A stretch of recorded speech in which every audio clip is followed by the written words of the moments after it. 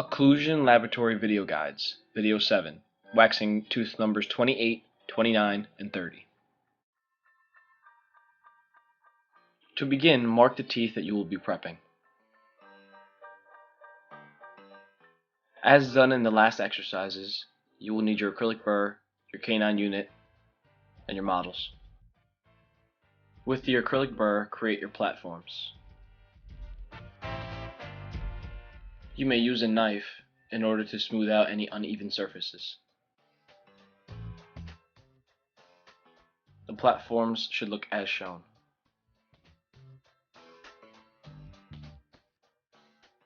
When you are ready to wax, you will need all the necessary tools that you have used in the past exercises.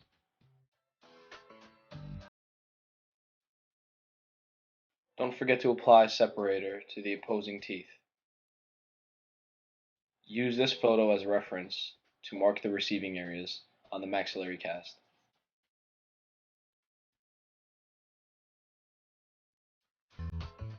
Apply your sticky wax to all three of your platforms.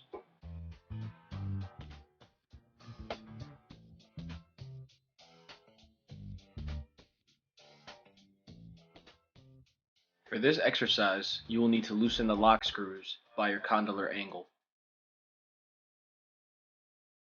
Instead of the drop wax technique, we will be waxing using functionally generated path. We do this by building platforms up to the occlusal table of the mandibular model. Once the platforms are high enough, you can then close the articulator and move it into each excursion: right lateral, left lateral, and protrusive. If your platform was high enough, you will easily see that the two functional cusps made their mark inside the platform of tooth number 30.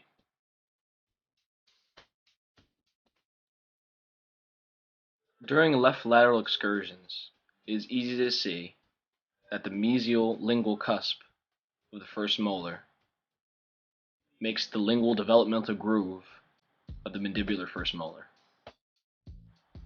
The triangular ridges of both the buccal cusps of the first maxillary molar make the buccal developmental grooves of the mandibular first molar.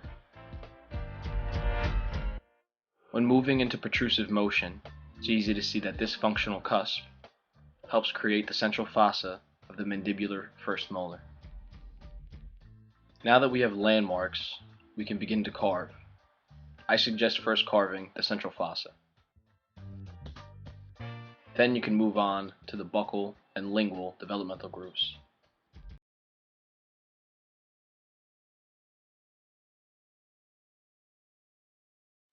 Once the tooth is divided correctly, you can then add to the peripheral borders into areas that you believe need contact.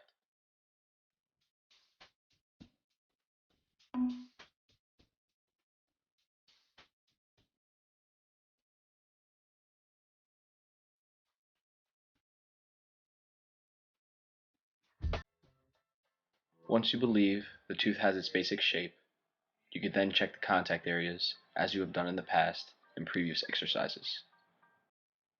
We are only looking for the centric contacts.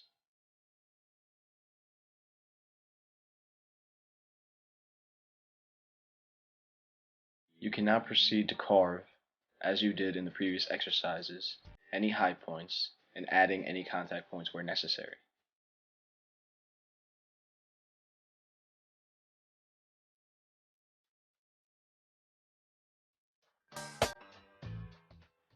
In the end, after checking the bite, your contact points should be as shown.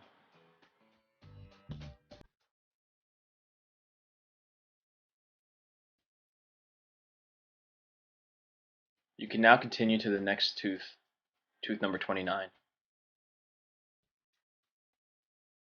The same steps will be done for each tooth. First, build a platform.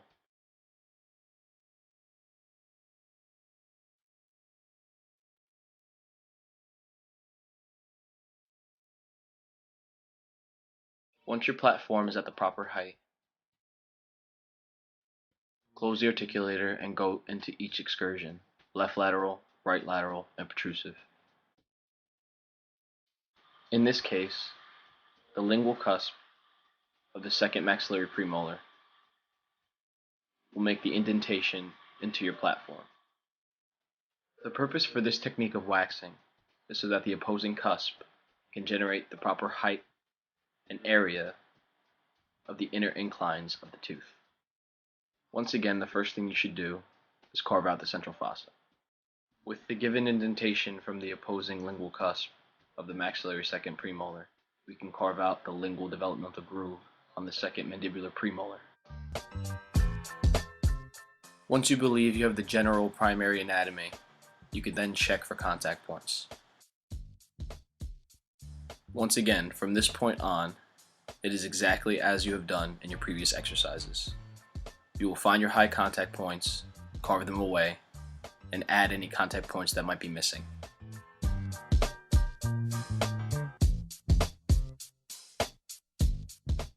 You will repeat these steps until your contact points look as shown. We can now move on to your third and final tooth, tooth number 28. Build your platform, check your bite with all the proper excursions, as you have done with the two previous teeth.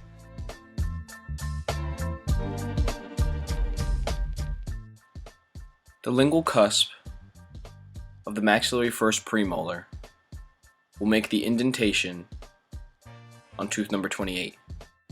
The triangular ridge of the maxillary first premolar's buccal cusp will help build the distal buccal incline of tooth number 28. Once you have located the indentation, you can now carve out your central fossa and all other primary anatomy of tooth number 28. Once you are done, you can check for contacts.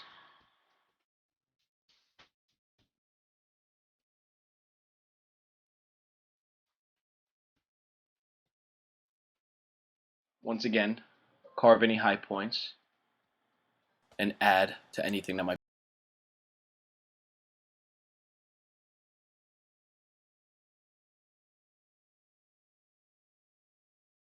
When you are done with carving, you can now check your contact points.